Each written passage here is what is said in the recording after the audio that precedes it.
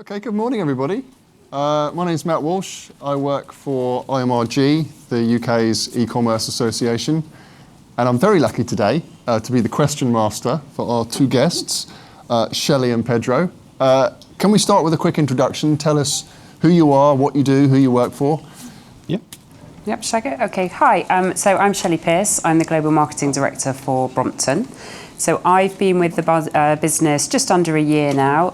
Joined at a really exciting time when bike sales are really growing. We as a business are scaling, both in terms of the UK, but also globally seeing real growth. So it's an exciting time. Came on my Brompton today. This is it here, if anyone doesn't know what a Brompton is. And so I'm based down in their Greenford factory, which is where all of our bikes are still handmade. So we sell about 80% of our bikes in 47 countries around the world, all come out of Greenford, down in West London on the Central Line. And then prior to Brompton, I worked in a number of startups. So I worked in a AR and robotics business, a virtual reality fitness, scaling smaller businesses. And then the very start of my career, I was at Nintendo for about 15 years in gaming. So that's me. And I'm Pedro. I'm the head of e-commerce for Havas. Been at Havas roughly 9 months now. And my life is basically agencies and working in performance and e-commerce across the kind of many retail clients, many types of industries. So kind of excited to work with Brompton since November last year. And seeing the business grow as well. Marvellous. Okay, to kick things off, Shelly, can you tell us what the current state of play is for your digital commerce at Brompton? What's the overview? What's the overview? Well, I'll start with a little potted history, if that's okay. Small potted history from a couple of years ago. So pre-pandemic, we pretty much sold mainly through physical retail. So we sell through what we call our dealer network, so bike shops, Evans, Halfords, small boutique bike businesses. We also have our own junction stores. So there's one in Covent Garden. We have them in key cities around the globe, which is the big showcase basically for Brompton. And we'll continue to expand those. And actually our e-com offering was very limited. So we had a website where you could go on and buy a bike, but you had to go and click and collect it from a retailer.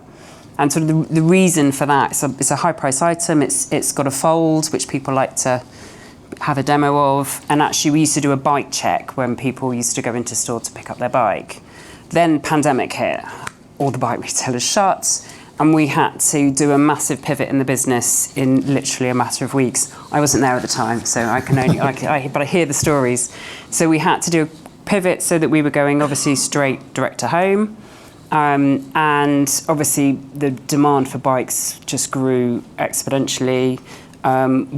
We couldn't make enough, but we managed to sort of prove to ourselves that we could sell direct to home and people would buy a bike even of a reasonable high value from a website. So where we are now, if we move to today, we still sell through the dealer network. So our retail channel is still very important to us, gives us a good footprint. Obviously you've got anyone who goes into a bike store is going to buy a bike. So you've got a pretty, low-hanging fruit. We still have our junction stores, again, very important to us.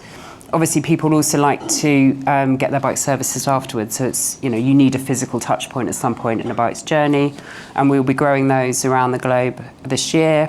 But actually, our e-com business obviously has continued to grow now that we've proved that it works. And actually, last year was, give or take, around 20% of our business. And we would expect to see that grow significantly this year. It's pretty good. So that's where we're at now. A lot of retailers that would like to be in that position, I think. Yeah. Oh, actually, I forgot to mention one other thing we do is we also have bike hire. So we have big docks. You'll see them around London, often by tube stations and train stations. So you can hire a bike for £5 a day, pick it up from a dock, keep it for a day, 2 days, 3 days, etc. And that was obviously a business in its own right, but actually what we're seeing is we're getting really high conversion from bike hire for then people come on to buy. About 1 in 5 who hire a bike then go on to purchase one. So that's our other model. Nice. So this session is about kind of the opportunity that retail media presents. And Pedro, we were having a discussion before, and you guys see it through a slightly different lens. So how do you define it? Yeah, definitely. So normally retail media is like as we see it, like building the retail media networks in the likes of big retail chains, Sainsbury, Boots, etc. Where we see it, and actually connected with the title of the session, is the full funnel. And instead of calling it like just an acronym or a name as retail media, we call it connected commerce. Connected commerce. Because it's the full journey that the client passes through. So it's not only like the buy in the retail media space, it's actually how we bring people there from the other channels, from the search channels, from social media, etc. How we can bring that people to the retail channels that we can sell our products. And so how are you guys evolving that strategy, and how does that fit into the bigger plans of Brompton? Yeah, so I guess so one of the key changes we're making this year, obviously we had the big change that we went through with setting direct during the pandemic. Obviously we've come out of that pandemic, and now we've realised that obviously the website was never set up to do this. So we're going through a full replatforming at the moment. So our American website we've just rolled out on the new platform, and we will be rolling that out throughout the year in each of those sort of markets, and that will really act as that, I guess, showcase for everything Brompton. But obviously one of the reasons that we're doing that is to making sure that we're supporting the full funnel. And we want to make sure that we're giving everyone the experience to come onto the website and then decide how they wish to choose, how they wish to purchase. So that might be direct, but actually it might be they want to go into a dealer, purchase from a dealer.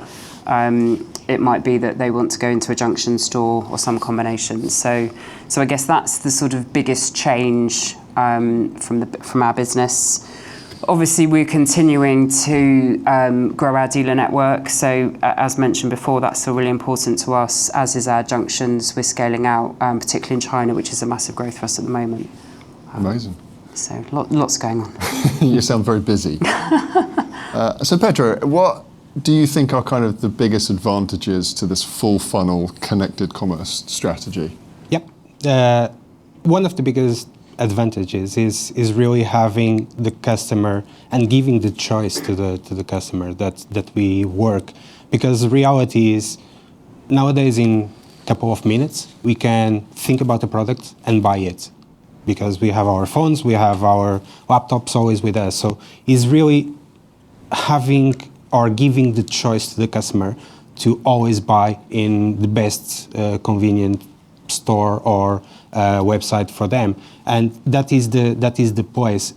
Introducing the likes of social commerce as an example, introducing the likes of the availability in the website to the customer to choose where to buy, if buy directly on the website, or if prefer to reserve and go to the store pick up, or even buying the big marketplaces, Amazon and stuff like that. So it's really giving the client the choice, hence the connected commerce, hence the kind of having the full availability of the data for the client.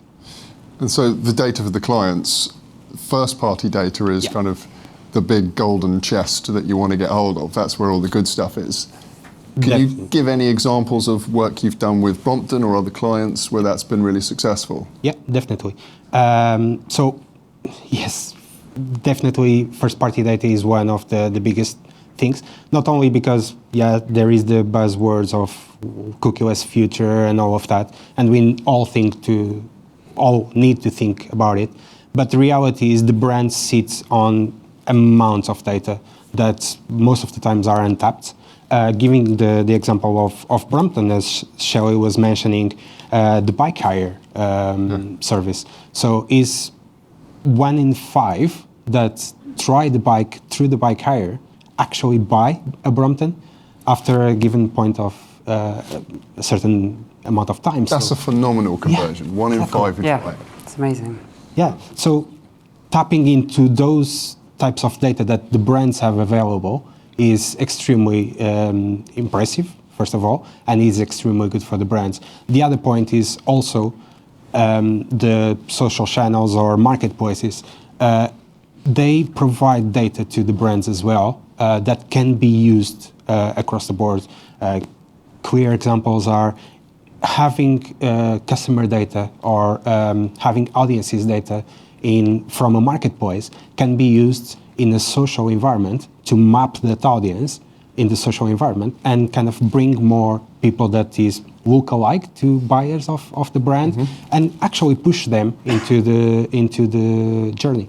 Amazing. You mentioned social there. Yeah. Shelly, what is Brompton's current social status? What are you doing in that world? So it's very mixed around the world. And historically, it's very much been organic. It's been used as a place for our community to come together, talk and share stories. We have a very vibrant community. Once people buy a Brompton, it's almost like being in a little Brompton club. They like to talk, they like to share their stories and their adventures. So really it's been used as a bit of storytelling, very much focused on just organic. And to be honest, a little sort of, I guess, unloved, I'd say, in some sort of markets. We're still sort of small and growing in some countries. This year, obviously, that's changing. So now it's very much a mix. It's still obviously community, and we use it for building brand awareness, but actually we're using it as a performance channel as well. And we are seeing through the work that we're doing with Havas that is driving revenue for us.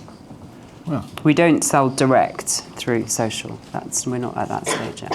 Pedro, can you give us any clues as to what's coming down the line with the social game? Definitely. So obviously social, and for Brompton, everything that is catalogs in the likes of Meta, they are implemented. Unfortunately, only one social channel yet has the full journey or the full checkout journey available. But there is always like constraints, let's say, in the social journey. One of them is obviously the product itself, the category of the product and the price that sometimes is not as relevant for some of the social channels. So we need to kind of fight that fight with Brompton to implement the full e-commerce journey in the social channels, and is what we are trying to do. Because it's a considered purchase, right? It's not like I'm going to go buy a packet of crisps here. This is it's quite an expensive item. Yeah. So you've got to tailor the presentation to that sort of. Yeah, and it's not an impulse purchase. So we haven't fully mapped out. We don't fully know I guess the full time it takes from decision to purchase, and that does vary slightly. But people tend to. You're spending between £1,000+ on something that will last a very long time.